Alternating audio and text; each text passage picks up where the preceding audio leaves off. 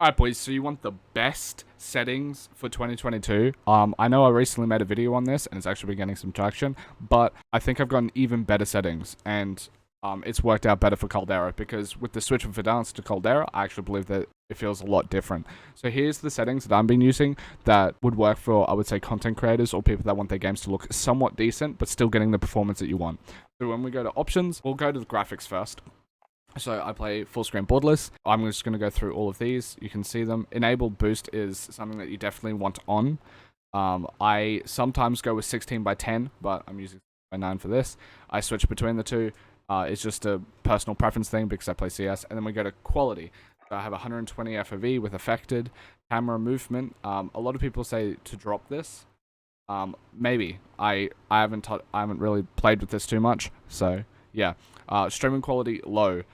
Just for better performance. We want these textures don't necessarily matter too much. I think when it comes to FPS, I think it's been like tested by quite a few people. These ones don't actually have that big of an impact on you. Tessellation, I dropped down because I don't really give a fuck, and it's good FPS to do anything. Dismembered growth effects. This is something that if you've ever played PC games, especially back in like 2014, these sort of gore effects can really tank your FPS depending on what system you're on. So I usually just turn them off because you don't know which ones will tank your FPS in certain games and which ones won't. High quality on demand. High quality textures are downloaded as you play the game. Good shit. Filmic strength off. Don't know why you would ever have that on. Film grain, disgusting. Never have it. Anti-aliasing. The reason that I have that anti-aliasing at this point is because I want my game to look somewhat pretty for the viewers. If you want the best FPS, you just go down to the bottom, but I don't do that. Depth of field, you don't want this on because you want visibility. Motion blur, same diff. Granted, I've used this at some points because I can deal with it, and it looks kind of cool on clips sometimes when you have motion blur on it. It's what like frag movies in CS used to have. So shadows, they are them usually the things that fuck over your FPS the most, so that is the stuff that I try and lower. So that cache it is good. Particle lighting. Apparently this one is where most of your tanking of FPS will be if you have this at high. That's what I've heard. Direct ray tracing. I don't have an RTX card. Ambient occlusion. This is just to make your game look better. Turning it off would be best if you want FPS. And then this, I haven't touched it, but I would suggest turning it off. Discard. And then we go to interface. This is what all my interface settings. I don't think I need to go over this. I use colorblind settings, tritanopia, just because I want my blue dots to look like a light blue. That's the only reason.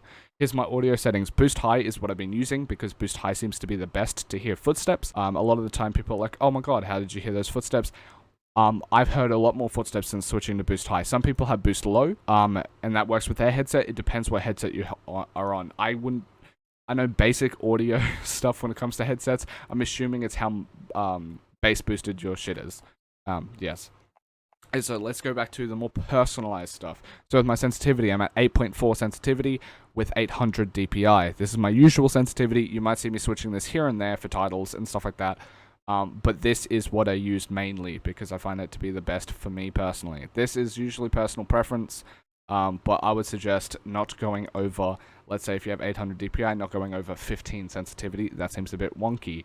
And then if you're playing on, let's say 400 DPI, you don't want to go lower than 5 or 6. We go relative because I like it. That's about it. And then if we go to advanced, these are my monitor coefficients. I get asked this all the time. I leave it default. I have no idea what it does different. So all of this stuff, I know what it does different, I just don't know why I would fiddle with it instead of just getting used to it, you know? And here's all my sensitivities. Now, if we go to movement, I don't think I need to go over this too much. Scroll wheel for jumping, because I want to do bunny hops. Weapons.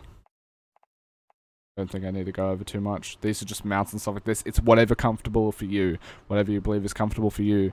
You can copy mine and see if you like it. I'm not going to give you a detailed explanation because it's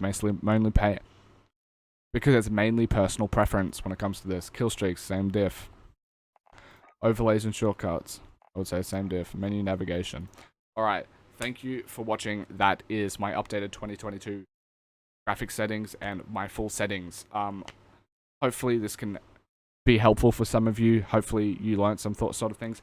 I'm going to be doing one or two more videos on this related to streaming and content creation, to be honest, because I feel like I've gotten my videos to look a lot better now than what they were in the past, and it took a lot of trial and error, and not many people gave me the actual correct answers in my opinion. It might differ on personal preference, but I plan on do OBS settings, so people who want to create content, I can give you the best setup that I have to make my game look really nice, and then I'm going to do NVIDIA settings for another video as well, to show you my colors.